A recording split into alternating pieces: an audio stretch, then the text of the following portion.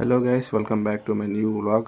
The vlog number 4 or 5 నాకు కరెక్ట్గా idea లేదు. సో మ్యాటర్ ఏంటంటే భయ్య, ఇంటి దగ్గర నుంచి నాకు అర్జెంటుగా ఫోన్ వచ్చింది, నువ్వు ఇంటికి రావాలి అని చెప్పి. నేను ఏంటి అనకుండా వెంటనే బస్సు అనేది బుక్ చేసుకున్నాను. ఇంకా ఎర్లీ మార్నింగ్ 9:15కి వస్తానని చెప్పింది బస్సు. ఇంకా సర్లే అని చెప్పి బుక్ చేసుకొని బయలుదేరిపోయాను. సో ఇంకా నా ఫ్రెండ్ అయితే నా బైక్ వేసుకొని నన్ను డ్రాప్ చేయడానికి వచ్చేసాడు బోర్డింగ్ పాయింట్ దగ్గరికి. అండ్ మార్నింగ్ 8:30 కల్లా వచ్చేసాను నేను. వాళ్ళు 9 కల్లా రిపోర్ట్ అవ్వమన్నారు అని చెప్పి, సో ఎందుకైనా మంచిది అని చెప్పి తొందరగా రెడీ అయ్యి వచ్చేసా.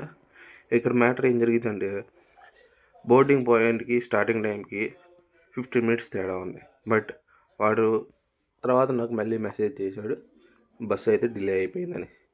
ఒక 30 మినిట్స్ 20 మినిట్స్ అంటే డిలే అనుకోవచ్చు. టోటలీ 1.5 అవర్ లేట్ అయ్యి వచ్చింది.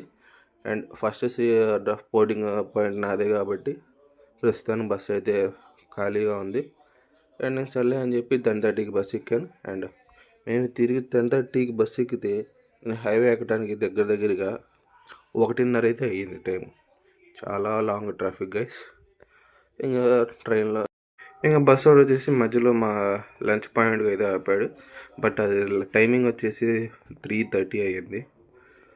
ఇంకా సర్లే అని చెప్పి ఇంకా ఆ టైంలో లంచ్ ఏం తింటామంటే, లంచ్ తినడానికి కూడా లైన్ చూసారా ఎంత బాగుందో.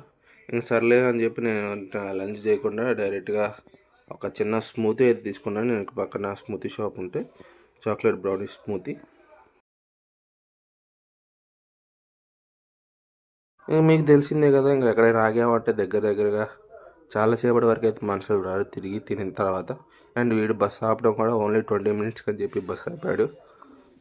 మా వెనకాల వచ్చిన బస్సులు కూడా వెళ్ళిపోయినాయి, మా వాళ్ళు అయితే ఇంకా అలా. సో ఫైనల్ ఒక 15 మినిట్స్ తర్వాత బస్సు అయితే స్టార్ట్ చేశారు. సాయంత్రం 5:30 అనుకుంటా. నేను ఒక్కసారి విండో ఓపెన్ చేసి బయట చూస్తే సూర్యుడు చాలా అందంగా ఉన్నాడు. ఇంకా సర్లే అని చెప్పి వీడియో క్యాప్చర్ చేశా. ఇంకా నైట్ అయ్యింది, లైట్స్ అయితే వేసాడు. వీళ్ళ కళ్ళలో అయితే బాగా పొడుచుకుంటున్నాయి. ఇంకా సర్లే ఎక్కువ దూరం కూడా లేదులే, తక్కువ దూరం లే అని చెప్పేసి నేను కూడా సర్దుకున్నా. అండ్ చూస్తూనే కొండపల్లి దగ్గరికి అయితే వచ్చేసాము.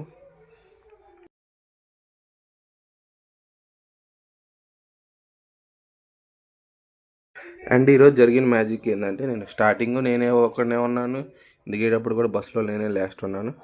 ఇంకా సర్లే నా స్టాప్ కూడా వస్తుంది అని చెప్పి కొంచెంసేపు ముందుకెళ్ళి డ్రైవర్ అంకుల్తో కాసేపు ముచ్చట్లు పెట్టుకున్నా, ఎన్నింటికి వెళ్తారు ఏంది పరిస్థితి అని. ఇంకా డ్రైవర్ అంకుల్ కూడా నేను తను మాట్లాడుకున్నాము. నేను కూడా దిగిపోయా మా ఇంటి దగ్గరికి.